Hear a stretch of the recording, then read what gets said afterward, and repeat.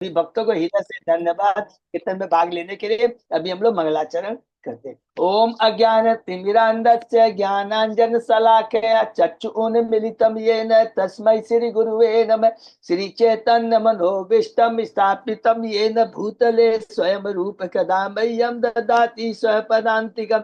वन्देऽहं श्री गुरु श्री युगपथ कमलं श्री गुरु वैष्णवांच श्री रूपम साग्र जातम सहगण रघुनाथम वितम तम स्वजीवम स्वाधेतम सावधूतम परिजम सहितम कृष्ण चैतन्य देवम श्री राधा कृष्ण पादान सहगण ललिता श्री विशाखा वितांत च नम ओम विष्णु पादाय कृष्ण पृष्ठाय भूतले श्रीमते भक्ति वेदांत स्वामिन इति नामिने।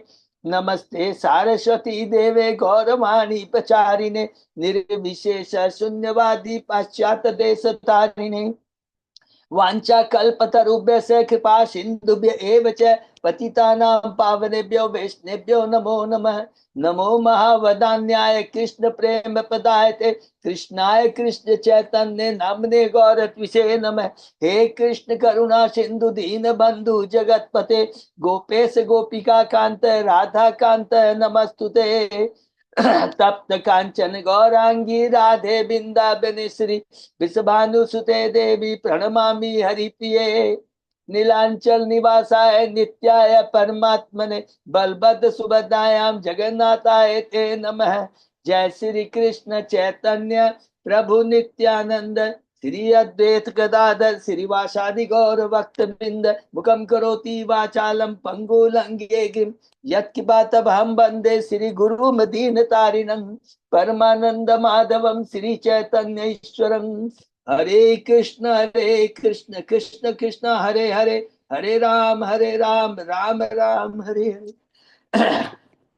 श्री श्री मंगलाचरण की जय, शिला प्रभुपाद की जय। हरे कृष्णा। आज के इस भागवतम चर्चा में सभी भक्तों का हार्दिक स्वागत है। सभी भक्तों के चरण में मेरा सादर दंडवत प्रणाम है।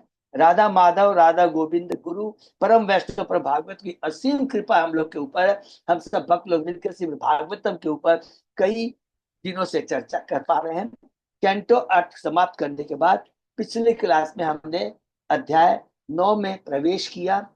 थोड़ा सा संक्षेप में दोहराएंगे। भागवतम का ये 6वां विषय है ईशानु कथा। ईशानु मत कथा माने जिसमें भगवान के भक्तों की गाथा लीलाओं का वर्णन हुआ है।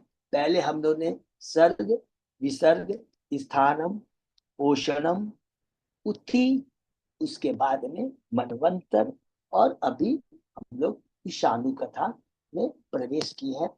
समाप्त हमने किया था कैंटो 8 किसकी लीला से? सत्यव्रत की लीला से या मत्स्य अवतार की लीला से समाप्त किया।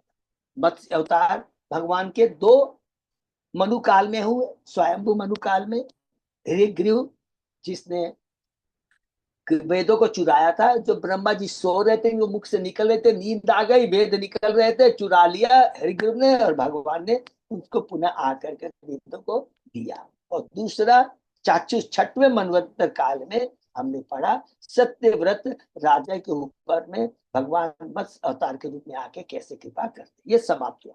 अब वही सत्यव्रत राजा भगवान ने उनको आशीर्वाद दिया था। जिस प्रकार बलि को भगवान ने क्या आशीर्वाद दिया था, तुम 8वें मनु में इंद्र बनोगे, उसी प्रकार सत्यव्रत राजा जो कि भगवान उससे प्रसन्न हो गए थे, वही सत्यव्रत राजा अभी जो वर्तमान काल का मनु है, जिसका नाम है व्यवस्थ मनु, जो व्यवस्वान के पुत्र है, वो मनु का काल चल रहा है। तो अब सत्यव्रत राजा व्यवस्थ मनु कैसे बन के आए? तो हम लोग ने 90 कैंटो के पहले अध्याय में क्या पढ़ा कि जो द्रविड़ देश का राजा सत्यव्रत चाचुस काल में था, वही कैसे आते हैं? पहले गर्भोत्कच विष्णु के गर्भ से, बहुत सिंपल और बहुत अच्छे से सुनेंगे तो बहुत इजी लगेगा, क्योंकि देखिए ये पहला दूसरा तीसरा अध्याय थोड़ा कॉम्प्लिकेटेड लगेगा, लेकिन बहुत सरल ढंग से तो सुनेंगे ना तो बहुत अच्छा लगेगा। और ये जानना बहुत जरूरी है, क्योंकि इसी काल में सूर्यवंश और चंद्रवंश में देखना है। सूर्यवंश में अम्बरीश महाराज भगवान रामचंद्र आ रहे हैं। चंद्रवंश में आप तो समझ गए पुरुरवा भगवान श्री के सारा पूरा आ रहा है। इसको बहुत ध्यान से सुनना है, याद के अंदर सीक्वेंस को समझ के रखना है। तो क्या हुआ, गर्भोदय विष्णु के नाभि से ब्रह्मा जी निकलते हैं, ब्रह्मा जी के मन से मरीचि निकलते हैं, मरीचि से कश्यप मुनि आते हैं, कश्यप की पत्नी होती है अदिति, सबको मालूम है, जो देवताओं की है। उनसे विवस्वान विवस्वान आते हैं, वो सूर्य सूर्य पुत्र है, सबको मालूम है सूर्य। और विवस्वान से आते हैं विवस्त्र मनु, जिनका नाम है श्रद्धा देवी है। और ये जो विवस्त्र मनु है, उनके कोई पुत्र नहीं था, वो संक्षेप में दोहराते हैं, पुत्र नहीं था। तो वशिष्ठ मनु के पास में जाके प्रार्थना करते हैं, मुझे पुत्र चाहिए। लेकिन उनकी जो पत्नी है वो बोलती है संज्ञा, वो बोलती है नहीं, मुझे तो कान में जाकर पुरोहित के बोल दिया कि मुझे तो पुत्री चाहिए। तो पुत्री हो जाती है, जिसका नाम ईला रहता है। ईला जब भगवान दुखी सॉरी व्यवस्थ मनु दुखी हो जाते हैं, तो वशिष्ठ मुनि के कहने पर वही पुत्री क्या है, पुत्र में परिवर्तित हो जाती है, जिसका नाम है सुद्युम्न। अब सुद्युम्न एक बार शिकार खेलने के लिए सुकुमार वन में जाते हैं। किसका स्थान है, शिव ब्रह्मा का सॉरी शिव और माता पार्वती का स्थान है। हमने लीला सुनी थी कि किस प्रकार माता पार्वती लज्जित हो जाती है। तब उस समय कृष्ण भगवान शिव कहते हैं इस स्थान में जो आएगा वो स्त्री में परिवर्तित हो जाएगा। इसी कारण से सुद्युम्न स्त्री में बदल गया। फिर वशिष्ठ मुनि उस पर शिव जी से प्रार्थना, भगवान से प्रार्थना करते हैं। शिव जी प्रसन्न होकर के कहते हैं कोई बात नहीं है, ये सुद्युम्न 1 महीना पुरुष रहेगा और 1 महीना स्त्री रहेगी, कोई बात नहीं है। तो जब वो पुरुष था सुद्युम्न, उस समय जो स्त्री के रूप में जब था, उस समय वो घूमते घूमते चंद्रमा के पुत्र होते हैं बुध, उसके प्रति आकर्षण एक दूसरे का होता है, और उनसे जो उत्पन्न होता है पुरुरुवा। इसको अब एक जगह रख देंगे, क्योंकि चंद्र का पुत्र है बुध, याद रखेंगे, और उससे पुरुरुवा हुआ है। इसका वर्णन अभी पुरोरा का हम लोग 14वें 15वें अध्याय से सूर्य वंश चंद्र वंश में करेंगे। और इधर में सुदुम्न जो रहता है, कुछ समय के बाद में वो सब कुछ त्याग कर करके अपना राज्य किसको देके चला जाता है, पुरुरुवा को देके चला जाता है। और इधर में व्यवस्थ मनु, जो आज के वर्तमान मनु है, भगवान की फिर भक्ति करते हैं, और अब उसको 10 पुत्र उत्पन्न होते हैं। पहले तो ईला हुई थी, वो पूरा का ईला की हम लोग ने कहानी पढ़ लिया।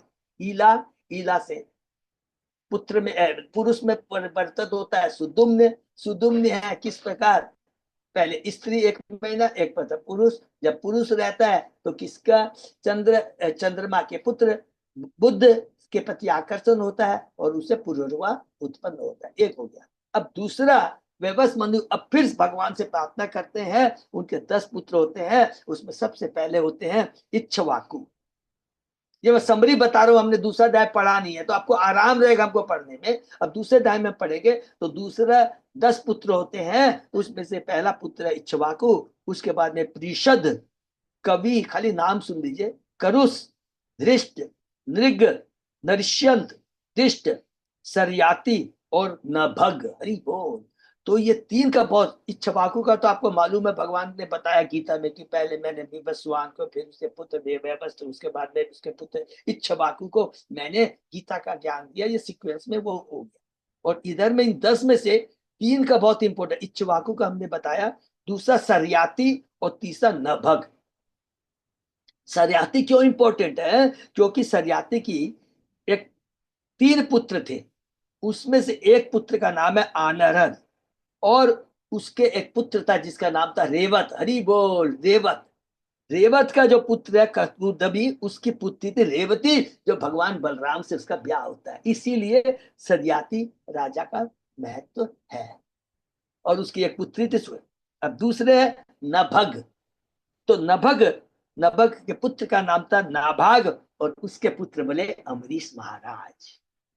तो वही सा सीक्वेंस समझ में आ गया ना सबको। अब हम लोग शुरू करते हैं अध्याय 2 को। सब चीज समझ में आ गया, क्योंकि जानना बहुत जरूरी है कि कैसे रेवत राजा उनकी पौत्री रेवती बलराम से ब्याह गई।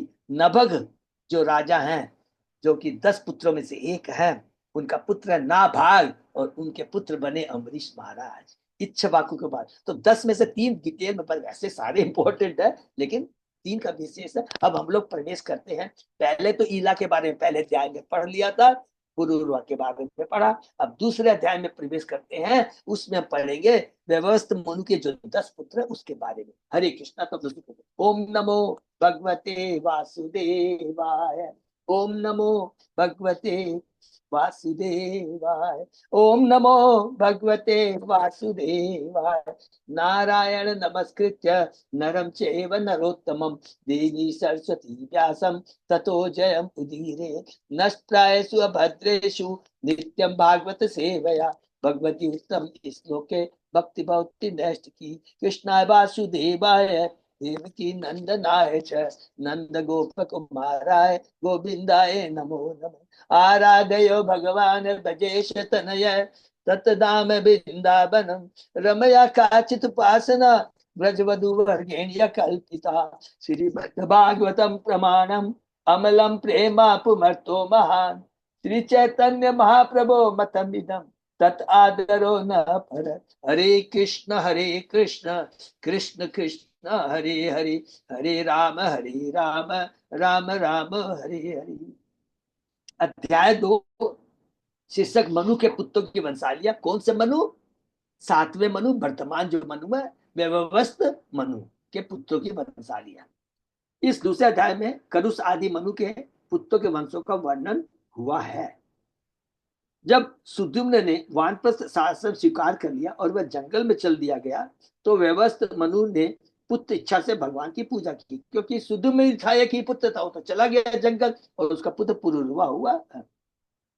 परंतु महाराज इक्ष्वाकु ही भांति उसके 10 पुत्र उत्पन्न हुए, जो अपने ही पिता के समान थे।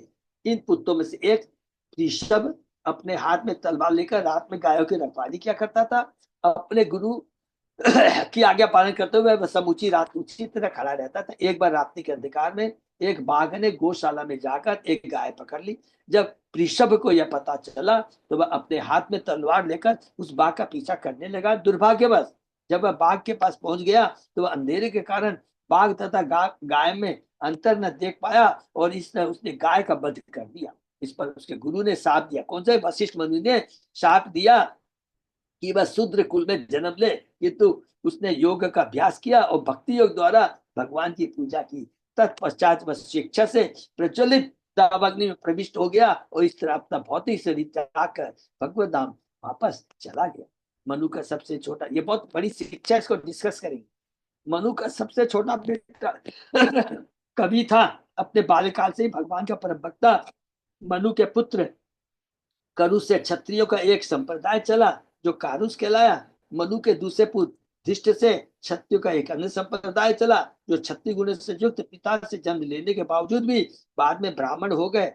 मनु के अन्य पुत्र नृग से सुमति, भूत ज्योति तथा बसु नामक पुत्र तथा पौत्र हुए। बसु से प्रतीत हुआ और प्रतीक हुआ, और उससे औघवान हुआ। मनु के अन्य पुत्र नरिष्यंत के वीर के वंश में चित्रसेन, ऋक्ष, वीरवान, पूर्ण, इंद्रसेन, वितिहोत्र, सत्यश्रवा, पुरुषश्रवा, देवदत्त तथा अग्निवैश्य उत्पन्न हुए। अग्निवैश्य नामक क्षत्रिय से अग्निवैश्यायन नामक सुविख्यात ब्राह्मण वंश चला। मनु के अन्य पुत्र दिष्ट के वीर्य कुल से नाभाग उत्पन्न हुआ। हरि बोल। जिसकी परंपरा में मल्लंदन, वस्प्रीति, प्रांशु, संप्रति, खनिक, चासुस, विशित सती, रंभ, खरिचित, करंधम, विचित, मरुत, दम, राजभद्र, सुधीति, नर, केवल, दुदुम्बान, वेगवान, बुद्ध तथा ऋण बिंदु उत्पन्न हुए। इस प्रकार इस गोत्र में अनेक पुत्र तथा पौत्र उत्पन्न हुए। तीन बिंदु से इलविल्ला नामक कन्या उत्पन्न हुई, जिससे कुबेर ने जन्म दिया। तृण बिंदु के 3 पुत्र भी हुए, जिनके नाम विशाल, शून्य बंधु तथा ध्रुम केतु थे। विशाल का पुत्र हेमचंद्र था, जिसका पुत्र धूम्राक्ष था, और उसका पुत्र संयम था। संयम के पुत्र देवज तथा कृशाश्व हुए। त्रिशास्त्र के पुत्र सोमदत्त ने अश्वमेध यज्ञ किया और भगवान विष्णु की पूजा करके उसने भगवान वापस जाकर परम सिद्धि प्राप्त की। तो समरी में स्टार्ट श्लोक में जाने के पहले 10 पुत्र में से मैंने बता दिया, हम लोग ने डिस्कस किया। इच्छवाकु, सरयाति और नभग, 3 की विशेष लीला हम लोग यहाँ पर डिटेल में दी गई है, उसको हम लोग सुनेंगे। बाकी जो है 7 है, उनसे क्या हमने पाया कि क्षत्रिय वंश निकला, ब्राह्मण वंश निकला, ये सारे है ना इन्हीं से निकले हैं। इन्हीं का डिटेल में वर्णन हम पढ़ते हुए आगे निकल जाएंगे, लेकिन विशेष 3 पर ध्यान देंगे, क्योंकि उसके आगे उसी के चलते हमें अम्बरीश महाराज, भगवान रामचंद्र, पुरुरुवा, ययाति, माने पुरुवा याति चंद्रवंश के हो गए, क्योंकि पुरुवा चंद्रवंश के, तो करेंगे। तो हम लोग शुरू करते हैं श्लोक 1 से। शुक्रवाच एवं गते अत सुद्युम्ने वैववस्त सुते मनु वैववस्त सुने पुत्र काम तप तेपे यमुना याम सतम क्षमा। सुखदेव गोस्वामी ने कहा, जब वैवस्वत मनु श्राद्ध देव का पुत्र सुद्युम्न ने वानप्रस्थ आश्रम ग्रहण करने के लिए जंगल में चला गया, तो मनु ने और अधिक संतान प्राप्त करने की इच्छा से यमुना नदी के तट पर 100 वर्षों तक कठिन तपस्या की। ततो अजयत मनुदेवम अपत्य अर्थम हरिम प्रभुम इच्छवाकुपुरजान पुत्रान लेभे सदृशान दश। तब पुत्र कामना से सत्यदेव ने देवकृत भगवान हरि की पूजा की। इस तरह से पहले ही सदृश 10 पुत्र प्राप्त हुए। इनमें से इच्छवाकु सबसे बड़ा था। पृषदातु मनोपुत्रो गोपालो गुरुना कृत पालयामास गायत्तो रात्र्याम विरासन व्रत। इन पुत्रों में से ऋषभ अपने गुरु की आज्ञा पालन करते हुए गायों की रखवाली में लग गया। माने दूसरा पुत्र, पहला इच्छवाकु, दूसरा ऋषभ। गायों की रक्षा के लिए वह सारी रात हाथ में तलवार लिए खड़ा रहता। वीरासन कहलाने वाला व्यक्ति हाथ में तलवार लेकर सारी रात खड़ा रहकर गायों की रक्षा करने का व्रत लेता है। चूंकि परिषद ने ऐसा व्रत ले रखा था, अतएव यह समझा जा सकता है कि उसका कोई कुल नहीं था। इस व्रत से हम यह भी समझ सकते हैं कि गो रक्षा कितनी अनिवार्य है। हरि बोल। क्षत्रिय का कोई ना कोई पुत्र गायों को रात्रि में भी खूंखार जानवरों से बचाने के लिए यह व्रत लेता था। देखिए, ये क्षत्रिय का काम है प्रजा की रक्षा करना। चींटी से लेकर ब्रह्म तक सारी प्रजा है। ये हमने कैंटो 3 में पढ़ा था। भगवान कपिल बताते हैं, यह तो मानव समाज का सबसे पापपूर्ण। रात्रि में खूंखार जानवरों को बचाने के बेहतर, तो फिर गायों को कसाई घरों में भेजने के विषय में क्या कहा जाए। यह तो मानव समाज का सबसे पाप पूर्ण कृत्य है। एकदा प्राविशद्गोष्ठम शार्दूलो निशिवर्षति शयाना गाव उत्थाय गीतास्ता ब्रह्म मुरव्रजे। एक बार रात्रि में जब वर्षा हो रही थी, एक बाघ गौशाला में घुस आया। उसे देखकर भूमि में लेटी हुई सारी गाय डर के मारे खड़ी हो गई और गौशाला में तीतर बीतर हो गई। एकाम जग्रा बलवान सा चुक्रोश भयातुरा तस्यास्तु क्रंदितम श्रुत्वा पृषदो अनुसरारः खंगम आदाय तरसा प्रलिनो डुगने निशि अजानन अक्षिनोत वभ्रो शिर शार्दुल संख्या। जब अत्यंत बलवान बाघ ने एक गाय को पकड़ लिया तो वह भयभीत होकर चिल्लाने लगी। ऋषभ ने यह चित्कार सुनी और वह तुरंत इस आवाज का पीछा करने लगा। उसने अपनी तलवार निकाल ली, लेकिन चूंकि तारे बादलों से घिरे थे, बादलों से ढके थे, अतः उसने गाय को बाघ समझकर धोखे में अत्यंत बलपूर्वक गाय का सिर काट लिया। व्याघ्रो अपि वृकण सन्वो निसृंस अग्र आहत ततः निश्चक्राम वृषम भीतो रक्तम पति समुत्सृजन। चूंकि तलवार की नोक से गाय का कान कट गया था, अतः वह अत्यधिक भयभीत था और वह उस स्थान से रास्ते भर कान से खून बहता हुआ भाग खड़ा हुआ। मन्यमानो हतम व्याघ्रम वृषभ परवीर परवीरहा अद्राचिक्त स्वहताम बंभ्रु वैष्टायाम निशित दुखित। अपने शत्रु का दमन करने में समर्थ ऋषभ ने प्रातःकाल जब देखा कि उसने गाय का वध कर दिया है, जबकि रात में उसने सोचा था कि उसने बाघ को मारा है, तो अत्यंत दुखी हुआ। तम ससाप कुलाचार्य कृता कृतागसम कामत अकामत न छत्र बंधु सत्वम सुदस्तम कर्मणा भविता मुना। यद्यपि ऋषभ ने अनजाने में यह पाप किया था, किंतु उसके कुल पुरोहित वशिष्ठ ने उसे यह साथ दिया, तुम अपने अगले जन्म में क्षत्रिय नहीं बन सकोगे, प्रत्युत गोवध करने का तुम्हें शूद्र बनकर जन्म लेना पड़ेगा। भगवान का लेकिन भक्त याद रखेंगे, ऐसा लगता है कि वशिष्ठ तमोगुण से मुक्त नहीं हो पाए थे। देखो पृषभ के कुल पुरोहित या गुरु होने के नाते उन्हें पृषभ के अपराध को गंभीरता से नहीं लेना चाहिए था, किंतु उल्टे उन्होंने उसे शुद्ध बनने का साथ दे दिया। कुल पुरोहित का धर्म शिष्य को साथ देना नहीं, अपितु तो कोई प्रायश्चित करवा कर राहत देना होता है, किंतु वशिष्ठ ने इसके विपरीत किया।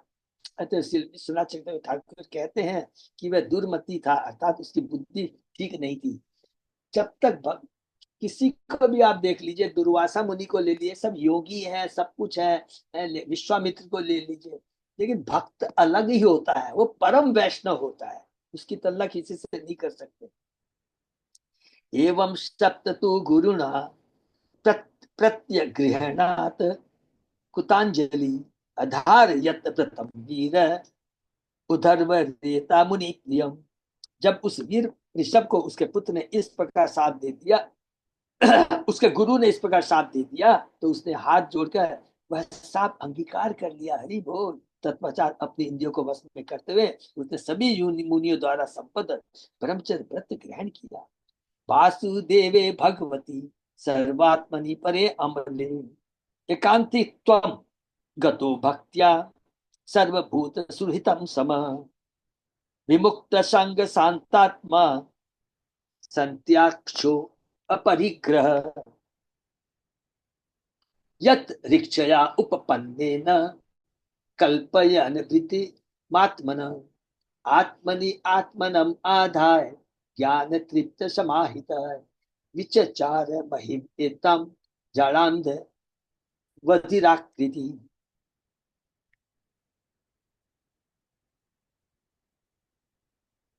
तत्पश्चात ऋषभ ने सारे उत्तरदायित्वों से अवकाश ले लिया और शांत चित्त होकर अपनी समग्र इंद्रियों को वश में किया।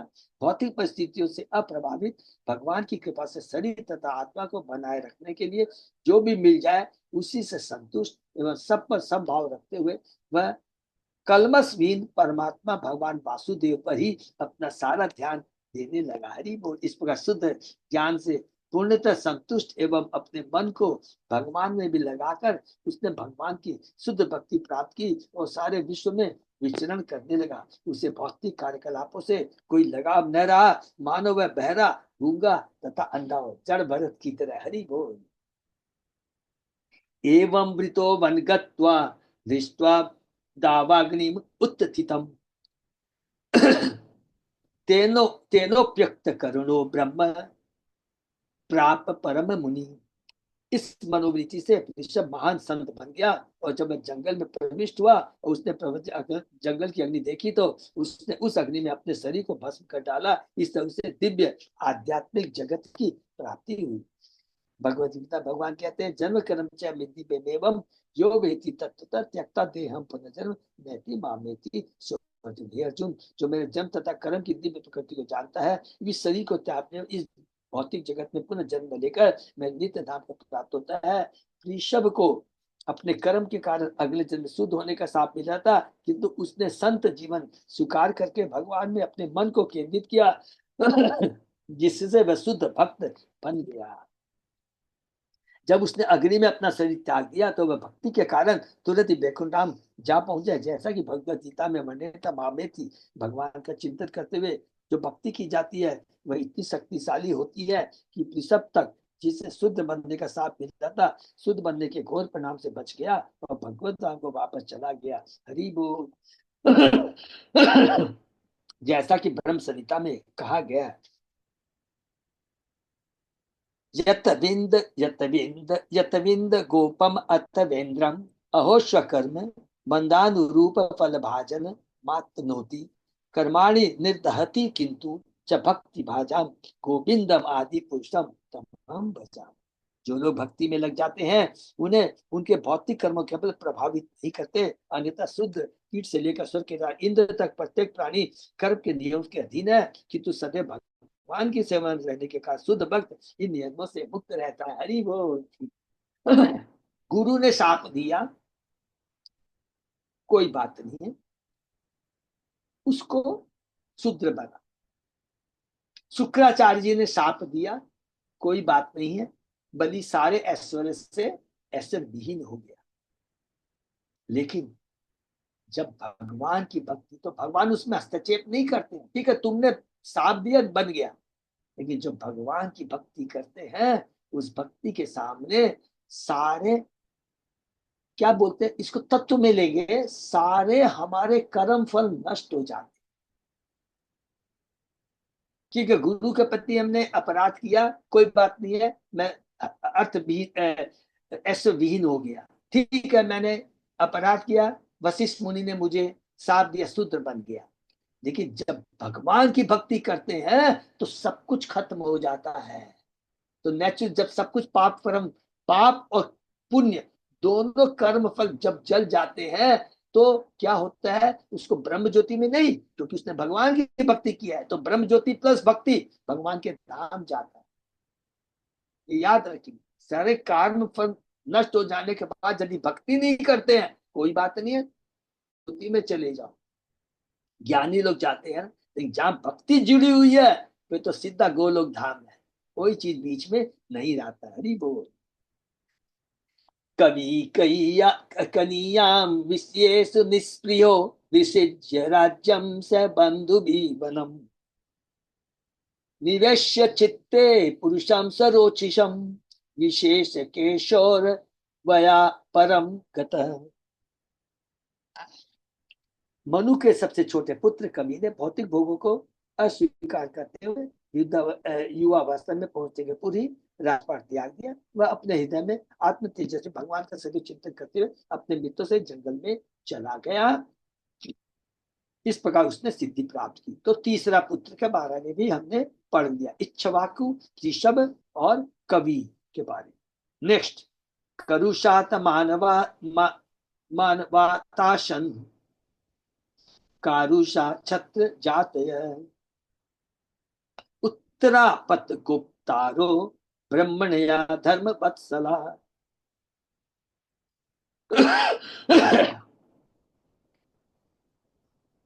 मनु के अन्य पुत्र करुष से कारुष वंश चला, जो एक क्षत्रिय कुल था। कारुष क्षत्रिय उत्तरी दिशा के राजा थे। वे ब्राह्मण संस्कृति विकास रक्षक थे और सभी अत्यंत धार्मिक थे। तो कश्यप से करुष से क्षत्रिय वंश। ठीक है, नेक्स्ट, धृष्टात धाष्ट्रम अभूत छत्रम ब्रह्म यूयम गतम चितो नृगस्य वंश सुमति भूत ज्योति ततो बसु। मनुपुत्र धृष्ट से धाष्ट नामक क्षत्रिय जाति निकली, जिसके सदस्यों ने इस जगत में ब्राह्मणों का पद प्राप्त किया। तत्पश्चात मनु के पुत्र नृग से सुमति और सुमति से भूत ज्योति और भूत ज्योति से पशु उत्पन्न हुए। यहाँ पर कहा गया है क्षत्र ब्रह्म भूयम गतम चित्रो, यद्यपि धाष्टगण क्षत्रिय जाति के थे किंतु वे ब्राह्मण बनने में समर्थ हो गए थे। इससे नारद मुनि ने निम्नलिखित इस कथन की पुष्टि की है, यश लक्षणम प्रोक्तम पुंसो वर्णा वर्णाभ्य अंजकम यत अन्यत्रापि दृश्येत तत्नेव विनिर्दिश्यते दिशेत। यदि एक समूह के लोगों के गुण दूसरे समूह के गुणों में पाए जाए तो उन्हें उनके लक्षणों के साथ मन लक्षणों के आधार पर मान्यता दी जानी चाहिए, न कि उस जाति के आधार पर जिसमें वे उत्पन्न हुए। गीता में भी चातुर्वर्ण्य मया शिष्टम गुण कर्म विकासम, इसीलिए यहाँ पर करना वर्णाभ्य अंजकम। वसो प्रतीक तत्पुत्र ओघवान ओघवत पिता कन्या चौघवती नाम सुदर्शन वहा नाम। वसु का पुत्र प्रतीक था और प्रतीक का पुत्र ओघवान हुआ। ओघवान का पुत्र भी ओघवान कहलाया और उसकी पुत्री का नाम ओघवती था। इसका ब्याह सुदर्शन के साथ हुआ।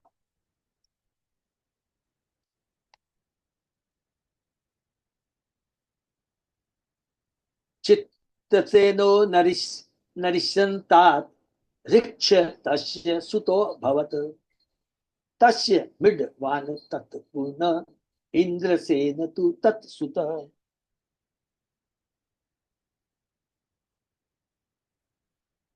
नरिष्यंत का पुत्र नेक्स्ट पुत्र है पांचवा। नरिष्यंत का पुत्र चित्रसेन हुआ और उसका पुत्र ऋक्ष हुआ।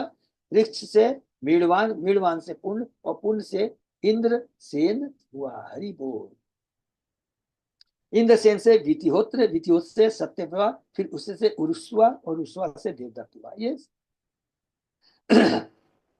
नरिष्यंत की उसकी परंपरा वंश के बारे में बताया।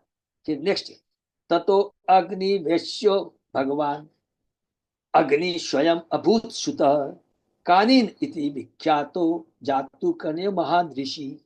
देवदत्त का पुत्र अग्निवेश्य हुआ जो साक्षात अग्नि देवता। यह पुत्र विख्यात संतता और कानीन तथा जातुकर्ण के नाम से विख्यात हुआ। यह नरिष्यंत की संतान है, उससे परंपरा चल रही है, इसलिए हमको कंफ्यूजन नहीं होना है।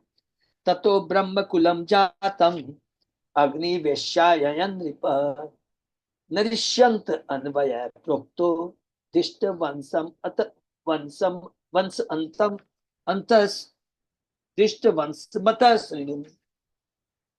हे राजा, अग्निवेश से अग्निवेश्यायन नामक ब्राह्मण कुल उत्पन्न हुआ। चूंकि मैं नरिष्यंत के वंशजों का वर्णन कर चुका हूं, अतः अब दिष्ट के वंशजों का वर्णन करूंगा, कृपया आप मुझसे सुनिए। तो नेक्स्ट पुत्र हो गया दिष्ट। नाभागो दिष्टपुत्र दिष्टपुत्रोऽन्य कर्मणा वैश्यतां गतः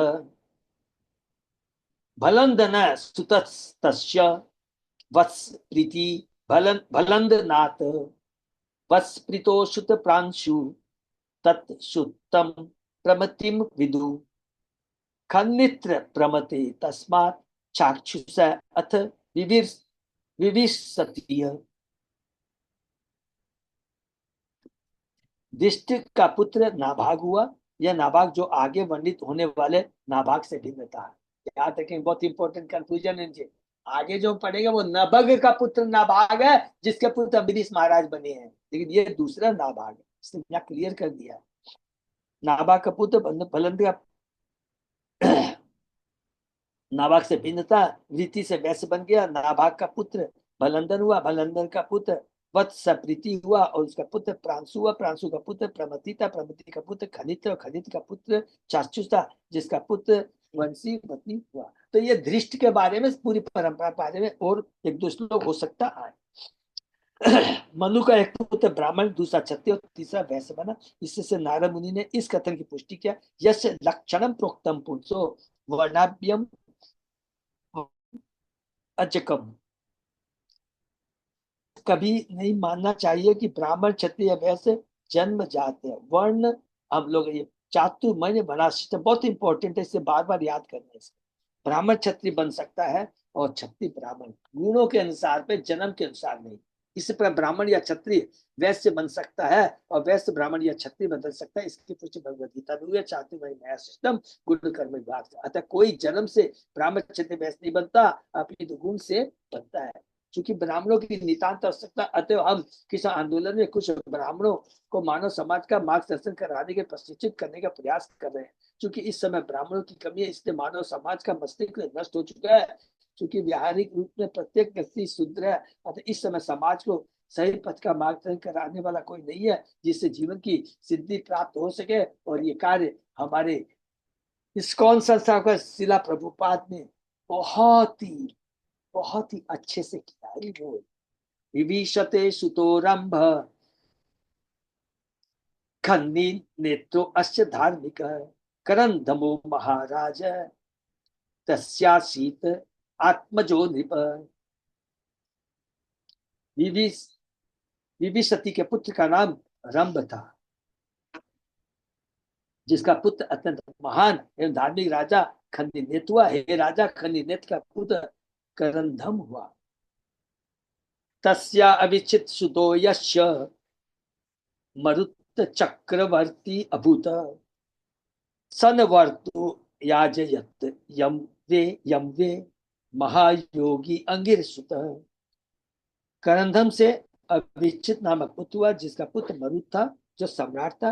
महान योगी अंगिरा पुत्र संवर्त ने यज्ञ संपन्न कराने के लिए मरुत को लगाया। धृष्ट की परंपरा वंशावली का वर्णन हो रहा है। मरुत्तस्य यथा यज्ञो न तथा अन्य अन्यस्ति कश्चन। सर्वं हिरण्मयं त्वासीद यत् किंचित चास्य शोभनम। राजा मरुत के यज्ञ का सामान अत्यंत सुंदर था, क्योंकि सारी वस्तु सोने की बनी थी। निसंदेह उसके यज्ञ की तुलना किसी भी और यज्ञ से नहीं की जा सकती थी। अमाद्यत इंद्र सोमेन दक्षिणा द्विजातय मरुत परिवेष्टारो विश्व देवा सभाषद। उस यज्ञ में सोमरस की बहुत अधिक मात्रा पीने से राजा इंद्र मदाग्न हो गया।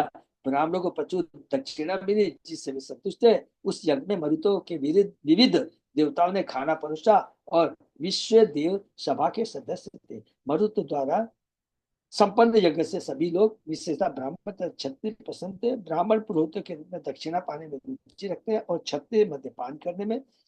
अतः सभी लोग अपने अपने प्राप्त वयो से संतुष्ट थे। मरुत्तस्य धर्मपुत्र तस्याशीत राज्यवर्धन। सुधृति तत्सुतो यज्ञे सोधृतेय नरसुत। मरुत का पुत्र दम हुआ। दम का पुत्र राजवर्धन था और उसका पुत्र सुधृति और सुधृति का पुत्र रक्त था। तत्सुत केवल तस्मात् धुंधुमान वेगवान ततः बुद्ध तस्या अभवत यस्य तृणबिंदु महीपति। नर का पुत्र केवल हुआ और उसका पुत्र धुंधुमान था, जिसका पुत्र वेगवान था। वेगवान का पुत्र बुद्ध था और बुद्ध का पुत्र ऋण बिंदु था, जो इस पृथ्वी का राजा बना। तम अलम्बुषा देवी तम भेजे अलम्बुषा देवी भजनीय गुणालयम वराप्सरा यत पुत्ता कन्या चेल बिला भवत। अप्सराओं में सबसे अत्यंत गुणी कन्या अलम्बुषा ने अपने ही समान योग्य तृष्ट बिंदु को पति रूप में स्वीकार किया। उसके कुछ पुत्र तथा इलविला नाम की एक कन्या उत्पन्न हुई। यस्याम उत्पादयाम आश दृष्ट्वा घनंद सुतम प्रादाय विद्याम परमाम ऋषि योगेश्वर पितु। महान संत योगेश्वर विश्वेश्वर ने अपने पिता से परम विद्या प्राप्त करके इलबिला के घर से परम विख्यात पुत्र धन देने वाले कुबेर को उत्पन्न किया। विशाल शून्य बंधुश्च धूमकेतुस् तत्सुता। विशालो वंशकृत राजा वैशाली निर्ममे पुरी। तृण बिंदु के 3 पुत्र, विशाल, शून्य बंधु तथा धूमकेतु। इन तीनों में विशाल ने एक वंश चलाया और वैशाली नामक एक महल की रचना कराई। हेमचंद सुत तस्य घृमाक्ष तस्य चात्मजः तत्पुत्रात् सन्मयात् आशित कृशाश्वसह देवजः। विशाल का पुत्र हेमचंद्र कहलाया और उसका पुत्र ध्रुमाक्ष हुआ, जिसका पुत्र संयम था और उसके पुत्र के नाम देवज तथा कुशाश्व थे। कृशाश्वात सोम दतो अभूत यो अश्वमेघे इडस्पतिम इष्ट्वा पुरुष पुरुष मापा ग्राम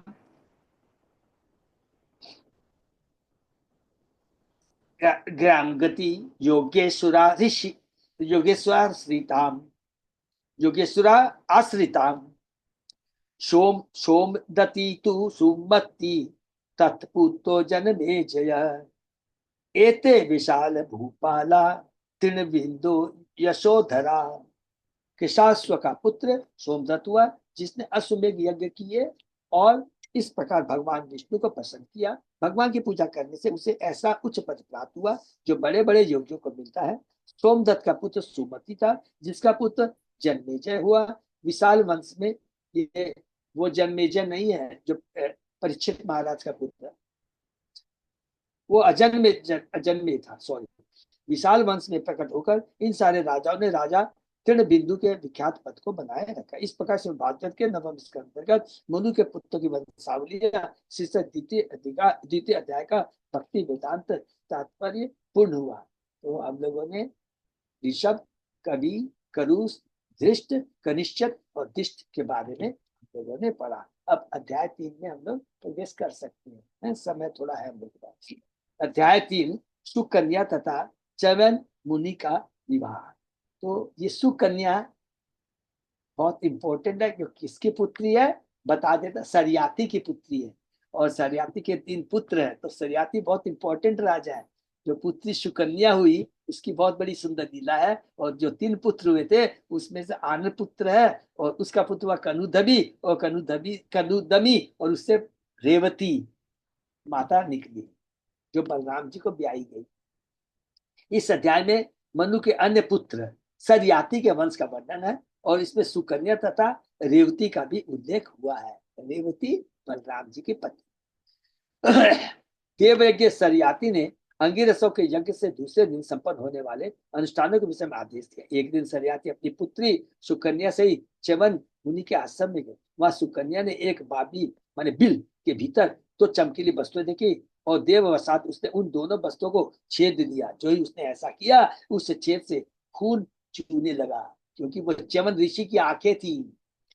फलस्वरूप राजा सरियाती तथा उनके संगियों को कब्ज तथा मूत्र बंद होने लगा। जब राजा ने पूछा कि अकस्मात परिस्थिति कैसे बदल गई, तो पता चला कि इस दुर्भाग्य के कारण सरियाती की पुत्री सुकन्या थी। तब सबों ने च्यवन मुनि को प्रसन्न करने के लिए स्तुति की और देवयज्ञ सरियाती ने अपनी पुत्री उस वृद्ध पुरुष च्यवन ऋषि को सौंप दी। एक बार स्वर्ग के वैद्य अश्विनी कुमार बंधु च्यवन मुनि के पास गए और मुनि ने उनसे अपना तारुण्य वापस मांगा। बूढ़ा है च्यवन ऋषि, सुकन्या से ब्याह किया है, इसलिए उन्हें कहा कि मुझे आप नव यौवन प्रदान किए, तारुण्य वापस मांगा। ये दोनों वैद्य च्यवन मुनि को एक विशेष सरोवर के पास ले गए जहां उन्हें नहलवाया, जिससे उन्हें तारुण्य फिर से वापस मिल गया। इसके बाद सुकन्या अपने पति को नहीं पहचान पाई, अतः वह अश्विनी कुमारों की शरण में गई जो उसके सतीत्व से परम प्रसन्न हुए और उन्होंने उसे पुनः उसके पति से मिला दिया। तब च्यवन मुनि ने राजा सरियाती को सोम यज्ञ कराने में लगा दिया और अश्विनी कुमारों को सोम रस पीने का अवसर प्रदान किया। इस पर स्वर्ग का राजा इंद्र अत्यंत कुपित हुआ, किंतु वह सरियाती को कोई क्षति न पहुंचा पाया। तभी से अश्विनी कुमार वैद्य को सोम रस में भाग मिलने लगा। बाद में सरियाती के 3 पुत्र हुए जिनके नाम थे उत्तानबरी, आनर्त तथा भूरिसेन। यही आनर्त के एक ही पुत्र हुआ जिसका नाम रेवत था, जिसकी पौती हुई रेवती। रेवत के 100 पुत्र हुए जिसमें से ककुदमी श्रेष्ठ ज्येष्ठ था। कदुम्नी को ब्रह्मा जी ने सलाह दी कि वह अपनी सुंदर पुत्री रेवती को बलदेव को अर्पित कर दे जो विष्णु तत्व की कोटि में आते हैं। हरि बोल। तत्पश्चात ककुदमी ने गृहस्थ जीवन से वैराग्य ले लिया और वह तपस्या करने के लिए बद्रिकाश्रम के जंगल में चला गया। श्री शुकवाच है। तो कौन से पुत्र का भी वर्णन सुन रहे हैं? सरियाती के बारे में, ठीक है। और उसके बाद में लास्ट वो इंपॉर्टेंट आएगा, नभग के बारे में सुनेंगे, ठीक है। तो ये 10 पुत्रों का हमने पढ़ा। 3 इंपॉर्टेंट सभी है, लेकिन इक्ष्वाकु, सरियाती और नभग। श्री शुकवाच है। सरियाति मानवो राजा ब्रह्मिष्ट संबभूव यो वा अंगीरसाम सत्रे द्वितीयम अह उच्चीवान। श्री सुखदेव गोस्वामी ने आगे कहा, हे राजा, मनु का दूसरा पुत्र राजा सरियाती व्यतिक ज्ञान में पारंगत था। उसने अंगिरा वंशियों द्वारा संपन्न होने वाले यज्ञ के दूसरे दिन के उत्सव के विषय में आदेश दिया। सुकन्या नाम तस्यासी कन्या कमल लोचना तया सार्धम पंगतो ही अगमत चयवन आश्रमम।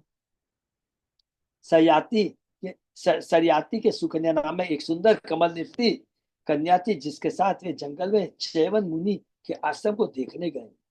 शासकी भी परिवृत्ता विचिन्वन्ति अंग्रिपान बनी वाल्मीकि दृश्य खद्योते इव ज्योतिषी। जब वह सुकन्या जंगल में अपनी सहेलियों से घिरी हुई थी, वृक्षों से विविध प्रकार के फल एकत्र कर रही थी, तो उसने बाबी बिल के छेद में दो जुगनू जैसी चमकीले वस्तुएं देखी। ते देव चोचिता बाला ज्योतिषी कंटकेन अविद्यत मुग्ध भावेन सुश्राव अश्रिक ततो वही। मानव विधाता से प्रेरित होकर उस तरुणी ने बिना जाने उन दोनों जगुनियों को एक कांटे से छेद दिया, जिससे उनमें से रक्त फूटकर बाहर आने लगा। सकृत मूत्र निरोधो अभूत सैनिकान च तत्क्षणात् राजर्षि तम उपालक्ष्य पुरुषान विस्मिता ब्रवीत विस्मितो ब्रवीत अब्रवीत। उसके बाद ही सरयाती सजाति के सारे सैनिक को तुरंत ही मलमूत्र में अवरोध होने लगा। यह देखकर सजाति बड़े अचंभे में आकर अपने संगियों से बोला, अपि अभद्रम न युष्माभि भार्गवस्य विचेष्टितम व्यक्तम केनापि नस्तस्य कृतमाश्रम दूषणम। यह कितनी विचित्र बात है कि हम में से किसी ने भृगुपुत्र च्यवन मुनि का कुछ अहित करने का प्रयास किया है। निश्चय ही ऐसा लगता है कि हम में से किसी ने इस आश्रम को अपवित्र कर दिया है। शुकन्या प्राय पितरम भित्ता किंचित कृतमया त्वे ज्योतिषी अजानन्त्या निर्भिन्ने कंटके। अत्यंत भयभीत सुकन्या ने अपने पिता से कहा, मैंने कुछ गलती की है, क्योंकि मैंने अज्ञानवश इन दो चमकीली वस्तुओं को कांटे से भेद दिया है। दुहितो तत्वच श्रुत्वा सर्याति जात साध्वश मुनिम प्रसादयाम आश वाल्मीकांत हित शनि। अपनी पुत्री से यह वचन सुनकर सयाती अत्यधिक डर गए। उन्होंने अनेक प्रकार से च्यवन मुनि को शांत करने का प्रयत्न किया, क्योंकि वे ही उन बाबी के क्षेत्र के भीतर बैठे थे। तत् अभिप्रायम आज्ञाय प्रादात दुहितरम मुनि कृच्छात मुक्त तमामंत्र्य पूरम प्राय समाहित। अत्यंत विचारमंद होकर और मुनि के प्रयोजन को समझकर राजा शंकर मुनि को अपनी कन्या दान में दे दी। इस प्रकार बड़ी मुश्किल से संकट से मुक्त होकर उसने चैन मुनि से अनुमति ली और वह घर लौट गया। राजा ने अपनी लड़की से सारी बातें सुनकर चैमन ऋषि को वह अवश्य बतलाया होगा कि किस तरह उसकी पुत्री ने अनजाने ऐसा अपराध किया, किंतु मुनि ने राजा से पूछा कि उसकी पुत्री विवाहिता है या नहीं। इस राजा ने मुनि का अभिप्राय समझकर तदभिप्रायम आज्ञाया तुरंत ही अपनी पुत्री को दान में दे दिया और वह शापित होने से संकट से बच गया। तब मुनि की आज्ञा से राजा घर लौट आया। सुकन्या च वनम प्राप्य पतिम परम कोपनम प्राणाय प्रणयामास चित्तज्ञा अप्रमता अनुवृत्ति भी। चैवन मुनि अत्यंत क्रोधित थे, किंतु क्योंकि सुकन्या ने उन्हें पति रूप में प्राप्त किया था, अतः उसने सावधानी से उनके मनो अनुकूल व्यवहार किया। उसने बिना घबराए उसकी सेवा की। प्रभुपाद जी तात्पर्य में बता रहे हैं। यह पति तथा पत्नी के मध्य संबंध का द्योतक है। चैव मुनि जैसा महापुरुष सदैव श्रेष्ठ पद पर बना रहना चाहता है। ऐसा व्यक्ति किसी के आगे घुटने नहीं टेक सकता। योगी है दुर्वासा मुनि, ये सब तरह के लोग ये योगी हैं, योग तपस्या करके योगी बने, भगवान की शुद्ध भक्ति करके नहीं। अतएव च्यवन मुनि का स्वभाव क्रोधी था। उसकी पत्नी सुकन्या उसकी मनोवृत्ति को समझ गई थी, अतः उसने तदनुसार बर्ताव करना प्रारंभ किया। हरि बोल। यदि कोई पत्नी अपने पति के साथ सुख से रहना चाहती है तो उसे अपने पति के मनोभाव समझने का प्रयास करना चाहिए और उसे प्रसन्न करना चाहिए। यह स्त्री की विजय है।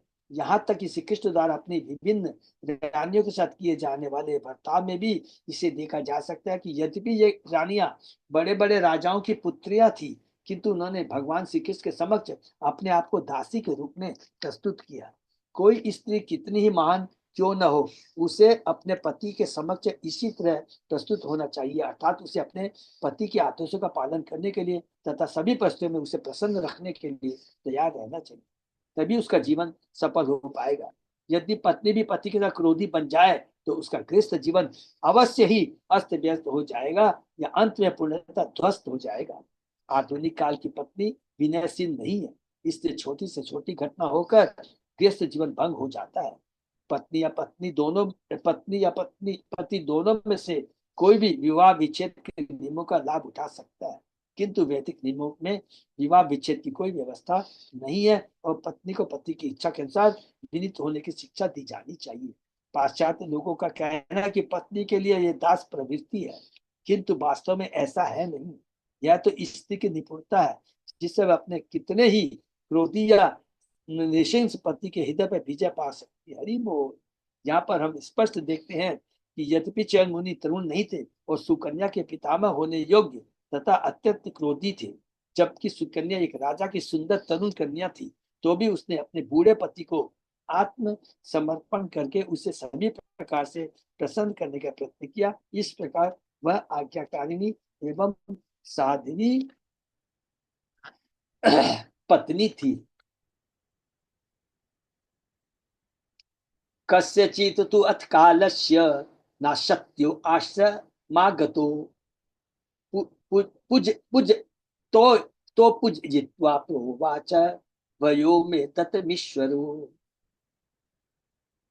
कुछ काल बीतने के बाद दोनों अश्विनी कुमार जो स्वर्गलोक के वैद्य थे च्यवन मुनि के आश्रम आए। उनका सत्कार करने के बाद च्यवन मुनि ने उनसे यौवन प्रदान करने की प्रार्थना की, क्योंकि वे ऐसा करने में सक्षम थे। अश्विनी कुमार जैसे स्वर्ग के वैद्य किसी को भी, चाहे वह हो वृद्ध क्यों न हो, जवानी दे सकते थे। निसंदेह बड़े बड़े योगी अपनी योग शक्ति से 100 में भी जीवन फूंक सकते थे, यदि शरीर की संरचना बिगड़ी ना हो। शुक्राचार्य द्वारा बलि महाराज के सैनिकों के उपचार के प्रसंग में उन्होंने अपने संजीवनी मंत्र से, हम इसकी व्याख्या कर चुके हैं। शुक्राचार्य के पास कौन सा मंत्र था? संजीवनी मंत्र, जिसे उन्होंने बलि महाराज को भी स्वस्थ किया था। यद्यपि आधुनिक चिकित्सा शास्त्र 100 को जीवित करने या वृद्ध शरीर में जवानी लाने असमर्थ, किंतु इन श्लोकों से पता चलता है कि यदि कोई वैदिक शास्त्र से ज्ञान प्राप्त कर ले तो ऐसा उपचार संभव है। दोनों अश्विनी कुमार धनवंतरी के ही समान आयुर्वेद में पटु थे। यदि भौतिक विज्ञान की प्रत्येक शाखा में पूर्णता प्राप्त की जानी है, इसे प्राप्त करने के लिए वैदिक साहित्य का अवलोकन करना चाहिए। ये भौतिक विज्ञान, ये कोई आध्यात्मिक चीज नहीं, ये सब भौतिक है। अष्ट सिद्धि सब क्या है? भौतिक है, ये सबको याद रखना है। तो इससे प्राप्त साधित अवलोकन के, किंतु सबसे बड़ी पूर्णता सिद्धि तो भगवान का भक्त बनना है। हरि बोल। इस पूर्णता प्राप्ति के लिए श्रीमद् भागवत अवलोकन करना चाहिए, जो वैदिक कल्प तरु का पका हुआ फल माना जाता है। निगम कल्प तरो गलितम फलम। हरे कृष्ण। तो यहीं पर हम लोग एक बार विराम देते हैं आज। तो अभी हम लोगों ने संक्षेप में खाली, बहुत सिंपल है। इस व्यवस्थ मनु के 10 पुत्र हैं। इच्छवाकु, त्रिशद, कवि, करुष, धृष्ट, करिष्यंत, धृष्ट के बारे में हमने पढ़ा, और शायद 2 और बाकी हो गए। सरियाती के बारे में पढ़ा, सॉरी। उसके बाद में नभग है, और यदि कोई एक फोकट होगा तो ये 10 पुत्रों में विशेष करके हम लोगों ने सरियाती में पढ़ा। उसकी पत्नी सुकन्या है। सुकन्या के सत्य आचरण से प्रभुपाद जी ने अपने तात्पर्य में बहुत इंपॉर्टेंट बात कही है। इतनी सुंदर बात ये एक सेंटेंस जो उसको सब नोट कर लेंगे, अपने पति को खुश खुश करना, ये उसकी बहुत बड़ी विजय है। ये बहुत इंपॉर्टेंट बात यहाँ लिखा है। तो ये बहुत इंपॉर्टेंट, इस चीज को हम लोग को जीवन में उतारना, ना कि पश्चिम देश के लोग बोलते हैं, यहाँ आज के दिन बोलते हैं ये दास प्रवृत्ति है, स्त्रियों को बांधा जा रहा है, ये कर रहा है। लेकिन जो शास्त्र कहते हैं, शास्त्र को मानना है, जीवन धन्य हो जाएगा। ये बहुत इंपॉर्टेंट। और ये कौन कह रहा है? प्रभुपाद जी कह रहे हैं, और कोई नहीं कह रहा। बहुत सुंदर है, ये स्त्री की बहुत बड़ी विजय है, हार नहीं विजय है। ये दास प्रवृत्ति नहीं, विजय है। ये हमने बहुत अच्छी बात यहाँ पे सीखा। तो उसके बाद में अब लोग आगे और अभी कंटिन्यू चलेगा। तो सरियाती मुनि के जो 3 पुत्र हैं, 3 पुत्र में से अनर्थ है, अनर्थ का पुत्र कदुम्बी। और हमने पूरा ब्रह्मा जी ने किस प्रकार उनको सलाह दिया, कुक दमी को, कि तुम जा कर करके अपने पुत्र को बलराम दो। हरे कृष्णा, हम लोग यहीं पर विराम देते हैं। किसी का कोई प्रश्न? शायद इसमें कोई प्रश्न वाली चीज ही नहीं है। तो हरे कृष्णा, बहुत बहुत धन्यवाद सब भक्तों को। हरे कृष्णा प्रभु जी, प्रणाम। हरे हरे कृष्णा माता जी, धन्यवाद। अच्युत अजय दास को कुछ अनाउंसमेंट है प्रभु? तो वैसा कोई खास कुछ नहीं। कुछ नहीं है, हाँ? बस खाली एक तो मैं थोड़ा अनाउंसमेंट करना चाहूंगा, बहुत खुशी की बात है, सब लोग सुनेंगे। बड़ा मेरे को खुशी हो रही है कि जो कि जगन्नाथ ग्रुप ने पुष्प अभिषेक, गौर पूर्णिमा और अक्षय तृतीया का जो लिया था, तो हमारे PF68 से ग्रुप से कल मेरे को खबर मिला कि उन्होंने अकेला ही 4 लाख से ऊपर कलेक्शन कर लिया है। अरे वो तो हमारी ज्योति माता जी, विजय खेमका ने 2.5 लाख, हमारी श्री संगीता राधा देवी दासी माती, गोपाल चांद गोटिया ने 1 लाख, और इसके बाद बहुत जन ने दिया है। हमारी प्रभा चांद गोटिया माता जी, गोदावरी पदार्थ ने शायद 21,000, गोदावरी सब ने मिलके दिया है। और इस प्रकार इसके अलावा ज्योति माता जी विजय खेमका बोलते हैं कि आने वाला आपका वो कौन सा तीसरा फेस्टिवल कौन सा है प्रभु? गौर पूर्णिमा। नहीं, गवर्नमेंट के बाद में जो हमारा रथ यात्रा है। नहीं, नरसिंह नरसिंह चतुर्थी। नहीं, वो जगन्नाथ ग्रुप का क्या है? अक्षय तृतीया। अक्षय तृतीया का भी पूरा स्पॉन्सरशिप विजय खेमका ज्योति माता जी ने करने का निश्चय किया। तो ये बहुत सुंदर है। और इसी तरह हमारे जगन्नाथ के ग्रुप भक्त लोग सब लोग बहुत अच्छा कर रहे हैं। तो ये बहुत विषय, बहुत राधा गोविंद वास्तव में हम लोग की सेवा से बहुत खुश हो गए सब। माता जी जैसे हमारे ये चीज, ये प्लीज मैं सबको भी इंकरेज करूंगा वे, कि जैसे कि संतोष माता जी है, इंकरेज करती है, इसके सारे भक्तों बोलते ज्यादा से ज्यादा नित्य सेवा में जुड़िए। तो 8 10 11 लोग नित्य सेवा में जुड़ चुके हैं। इसी तरह 18 जन हो चुके हैं। 18 जन हो चुके। हरी बोल, मैं तो गलती कर गया। और बेचारे अच्युत अजय दास प्रभु हमेशा ये सेवा में पूरा हेल्प करते हैं।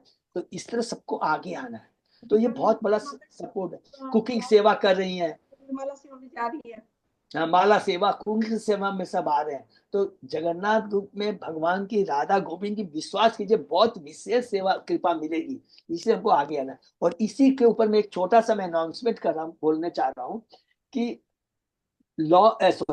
मायापुर टूर में हम भी जा रहे हैं ना, बहुत अच्छा रिस्पांस मिला है, बहुत अच्छा रिस्पांस मिला है।